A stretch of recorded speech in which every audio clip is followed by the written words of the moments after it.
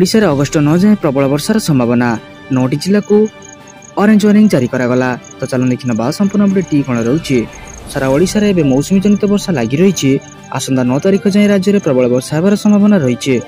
अनेक स्थान में बिजुली घड़घड़ी सह वर्षार संभावना रही। एने भुवनेश्वर स्थित आंचलिक पाणीपाग केन्द्र पक्षर सूचना दी जाएगी। पाणीपाग केन्द्र सूचना अनुसार ऑरेंज वार्निंग जारी होता जिलागुड़िक मध्य सुंदरगढ़, झारसुगुड़ा, अनुगुल, बौद्ध, नयागढ़, कटक, कोरापुट, नवरंगपुर और मालकानगिरी सामिल रही। यह सब जिले में 12 ରୁ 20 सेंटीमीटर जाए वर्षा होबार संभावना रही। सेपरी वर्षा 18 जिला को येलो वार्निंग जारी सेगुड़िक है बरगढ़, बलांगीर, कलाहांडी, नुआपड़ा, रायगड़ा, देवगढ़, संबलपुर, सोनपुर, पुरी, खोर्धा, ढेंकानाल, केन्द्रापड़ा, जगतसिंहपुर, जाजपुर, भद्रक, बालेश्वर, केन्दुझर और मयूरभंज। तो चलो देखा परवर्ती अपडेट कौन रही। पुणी हीराकुद खोलिला आउ 4टी गेट। तो चलो देखना संपूर्ण अपडेट कौन रही। पुणी हीराकुद खोलिला आउ 4टी गेट। हीराकुद जलभंडार में जलस्तर वृद्धि पाइबार लगी। राज्य लघुचाप प्रभाव में होता वर्षा फल हीराकुद चलित वर्षर प्रथम बन्या जल 20 गोटी गेट दे निष्कासन कर समस्त नदी में बन्या जल निष्कासन पशिया पर नदीर जलस्तर विपद संकेत पार करथिला। पुणी थे गेट बंद कर किंतु वर्तमान हीराकुद 14टी गेट दे बन्या जल निष्कासित होउचे। बाम पटु 10टी और डाहाण पटु 4टी गेट खोला जाइए। बन्या जल और राज्य में लगाण वर्षा सतर्क सूचना जारी कर वर्तमान 2,46,765 क्यूसेक जल हीराकुद जलभंडार निष्कासित होउचे। तो चलो देखिए परवर्ती अपडेट कौन रही। पुणी सारा राज्य में आलू दर में निया केजी छुईला 60 रु पार। तो चलो देखना संपूर्ण अपडेट कौन रही। बजार में पुणी आलूर अभाव घटी। कटक छत्र बजार रु आज आसीपारिनी आलू गाड़ी फल आलू दर पुणी बढ़िया नहीं आशंका प्रकाश पाई।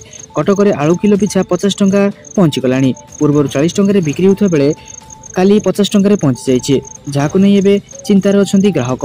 सेपटे भुवनेश्वर आईगणिया आलू गोदाम भी खाली रही। काली सकाळु आईगणिया गोदाम रे आलू नथिबार सूचना मिलिथिला। तेणु आलूर दर पुणी उपरमुआ हेबार अनुमान करा जाउछि। तेबे आलू गाड़ी न पहुंचीथिबार खबर जଣା पड़िया परे व्यवसायी माने जहा किछि आलू मौजूद रखिछन्ती ताकू चढ़ा दर रे बिकिबा आरंभ करिदेलेनी। फल खाउटी हयराण हेउछन्ती। गतकाली किछि ग्राहक आलू 35 ରୁ 40 टंका किणिथिया बेले सेही आलू आज 50 ରୁ 60 टंका किणिबाकू बाध्य हेउछन्ती। प्रशासन ए दिगरे तुरंत दृष्टि नदेले परिस्थिति अनायत्त हेबार संभावना रहुछे। चलो देखिबा परवर्ती अपडेट कौन रही। जगन्नाथ को भी छाड़िलेनी हिंदू मंदिर भंगाराज सह जाली देले जगन्नाथ मूर्ति। तो चलो देखना संपूर्ण अपडेट कौन रही। बांग्लादेश अवस्था एवं शोचनीय हो पड़ी। हिंसा और अराजकता मध्य आंदोलनकारी बांग्लादेश में रोकवा अल्प संख्यक हिंदू को टार्गेट करने आरंभ कर खोजी खोजी हिंदू अत्याचार आरंभ कर हिंदू परिवार रोकवा घरे घरे से निया लगे देखा मिलूचे। दुकान लुट होती मोहरपुर इस्कन मंदिर घटना सामना को आसी। आंदोलनकारी मंदिर भंगारुजा करने सहित निया लगाई मंदिर में पूजा पाउथुवा दियों को छाड़ी ना विक्षोभकारी। जगन्नाथ विग्रह से निया लगाई चित्र सामना को आसी, जहाँकि हिंदू प्रति बर्बरतार सीमा सबू टपी जाइए। बांग्लादेश एक गणमाध्यम संस्था द डेली स्टार रिपोर्ट अनुसार 27 जिले में हिंदू घर और दुकान को टार्गेट करा मूल्यवान जिनिस लुट करा हिंदू को घर बाहर कर माड़ मरा जाउछि। वर्तमान सेठारे हिंदू परिवार डरी डरी बंचुवा बेले लुचि रही बाध्य होती। तो चलो देखा परवर्ती अपडेट कौन रही। क्या मिल गोपबंधु स्वास्थ्य कार्ड। तो चलो देखना संपूर्ण अपडेट कौन रही। ओडिशा अक्टोबर मासरू लोक मिल नुआ स्वास्थ्य कार्ड। एथिस विजु स्वास्थ्य कल्याण योजना रे जो सुविधा हिताधिकारी माने पाउथिले नुआ स्वास्थ्य कार्ड रे से सही सुविधा सहित अतिरिक्त सुविधा पाइपर। अन्यपटे सारा भारत वर्ष में यही कार्ड व्यवहार उपयोगी मोट 37,000 रु अधिक हस्पिटाल लोक मैंने रोगी सेवार सुविधा पाइपर।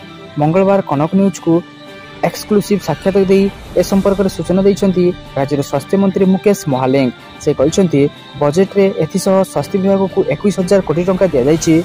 गत वर्ष तुलन में यह अधिक रही। तेबे एथर आमर सबुठार बड़ फोकस पॉइंट थिला आयुष्मान योजना को राज्य में लागू करबा। ओडिशा गोपबंधु जन आरोग्य योजना नारे प्रधानमंत्री आयुष्मान भारत योजना लागू हेब। एथिसह गत सरकार रे रोगी माने जो सुविधा पाउथिले सेमानकु से सुविधा मिलियो बोली मंत्री स्पष्ट करी कहिसन्ते।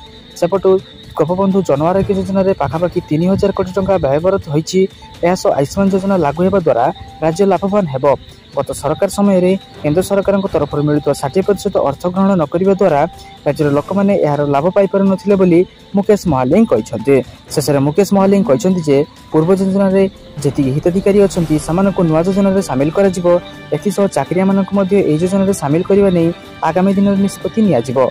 तो चलो देखा परवर्ती अपडेट कौन रही बेरोजगार मान सरकार देवे 7500 टंका तो चलो देखा संपूर्ण अपडेट कौन रही बेरोजगार युवगोष्ठी को सहायता जोगाई सरकार आरंभ कर चेष्टा ग्राजुएट बा स्नातक हासिल कर समस्त बेकारी को मासक 5000 टंका जोगाईदेवे बोली कहुई से भली पोस्ट ग्रेजुएट किंबा स्नातकोत्तर कर बेकारी को मासक 7500 टंका जोगाईदेवा घोषणा कर बर्तमान समस्त शिक्षित बा योग्य आशायी नियुक्ति पाइबारे असमर्थ रही वर्गर युवगोष्ठी को बेकारी भत्ता जोगाईदेवा सरकार स्थिर कर तेबे युवक युवक मानक योजनार लाभ उठाइबा एक निर्दिष्ट प्रक्रिया अवलंबन करने एथिपाई युवक युवती को प्रथम नियुक्ति पंजीकरण कार्यालय माध्यम निजक पंजीकृत करने को पड़ो बेरोजगार युवगोष्ठी पाखे कौन आर्थिक साधन रही पारना जहाँ से रोजगार साधन खोजबार बाधक साजुचे तेणु सरकार यथासंभव सहायता करुँच योजनार लाभ उठाइबा पूर्व मानदंड विषय जाना निहाती जरूरी आपण यह वेबसाइट विजिट करि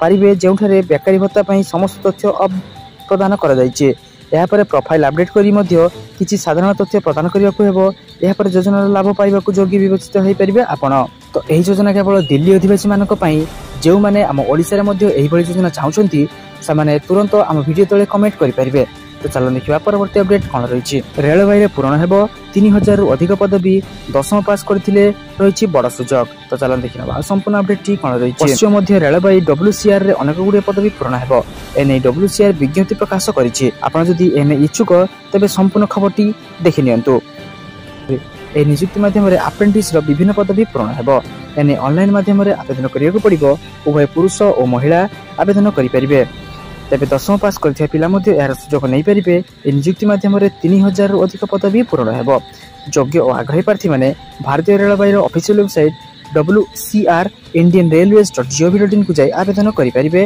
और यार संपूर्ण विवरणी देखिपारे ऑनलाइन आवेदन तारीख 5 अगस्त आरंभ हो सारी शेष तारीख 4 सेप्टेम्बर रही विस्तृत भाव जानापी आपण ऑफिशियल वेबसाइट को विजिट करनी खाली थी पदवी विषय जानापी और योग्यता विषय जानापी आपण वेबसाइट को विजिट करी संपूर्ण तथ्य जानीपारे सर्वनिम्न बयस सीमा 15 वर्ष और सर्वाधिक 24 वर्ष रही मनोनीत प्रार्थी को INR अप्रेंटिस नियम अनुसार मासिक दरमा प्रदान कर साधारण वर्गों 141 टंका और SC ST ESN दिव्यांग महिला केवल 41 टंका आवेदन शुल्क रही तो शीघ्र जाई योग्य और आग्रही प्रार्थी मैंने यार ऑफिशियल वेबसाइट को विजिट करी आवेदन करनी तो चलो देखा परवर्ती अपडेट कौन रही केवल यही चाषी को मिल PM किसान योजनार लाभ तो चलो देखा संपूर्ण अपडेट कौन रही आपन को जणाई देछु जे कृषकों को आर्थिक सहायता PM किसान योजना सरकार 2019 रे आरंभ करथिले ए योजना रे सरकार 2000 टंका लेखाए देउथिले बजेट रे बड़ घोषणा 2024-25 आर्थिक वर्ष बजेट केंद्र सरकार उपस्थापना करिसेंती ए बजेट रे प्रधानमंत्री घोषणा करिसेंती जे प्रधानमंत्री किसान सम्मान निधि योजना वर्तमान चाषी को आ 2000 टंका अधिक दिया जिवो ए योजना परिमाण वर्तमान वार्षिक 8000 टंका को वृद्धि कर दैछि बजेट रे PM किसान योजना घोषणा पर गोटे वर्ष रे 4टी किस्त दिया जो 8000 टंका लेखाएं दिया यह परिमाण चाषी को DBT माध्यम प्रदान कर हिताधिकारी मैंने निज सरकार वेबसाइट रु जाई स्थिति जांच करेंगे तेज जदि चाषी मैंने EKYC एजावत करना योजना लाभ एम मिल ना तेज यथाशीघ्र यही कम शेष करनी PM किसान टंका पाइबा चाहूले प्रथम PM किसान ऑफिशियल वेबसाइट को जाई पेज रो डाहां पार्श्व आपन स्थिति जानिया विकल्प देखा वर्तमान नुआ पेज रे आपन पंजीकरण नंबर प्रवेश करंतु एवं गेट OTP को जानतु जदि आपन पंजीकरण नंबर को मन रखी ना तेज आपन पंजीकरण नंबर जानिबा को विकल्प को जाई मोबाइल नंबर जांच करी पंजीकरण नंबर जानि परिबे जदि आपन यह न करि पारछंती तेज निकटस्थ जनसेवा केंद्र को जाई EKYC काम को यथाशीघ्र सारी नियंतु नचेत आपण माने परवर्ती किस्ती पाइपर ना तो सारा दिन बछा बछा और गुरुत्वपूर्ण खबर जानापी आम चैनल को सब्सक्राइब कर रखते और आम वीडियो गोटे लाइक कर दिंतु धन्यवाद।